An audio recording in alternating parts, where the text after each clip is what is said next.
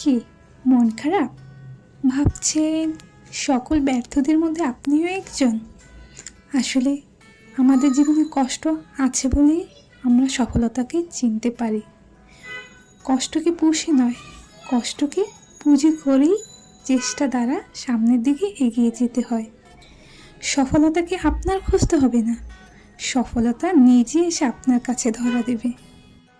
জানেন তো, জীবন মানেই বহতা নদীর মতো, এটিকে বয়ে যেতে দিন। নদীতে যেমন জোয়ার ভাটা আসে, তেমনি জীবনেও সুখ দুঃখ আছে। মনে রাখবেন, আপনি জীবন নৌকার কিন্তু একজন মাঝি, আপনাকে হাল ছেড়ে দিলে চলবে না। মনে রাখবেন, মানুষ কিন্তু ভুল থেকেই শিখে আর কষ্ট পেয়েই সফল হয় ইনশাল্লাহ। আল্লাহর রহমতে কে বলতে পারে আপনিই যে হবেন না সেই সফল ব্যক্তির একজন?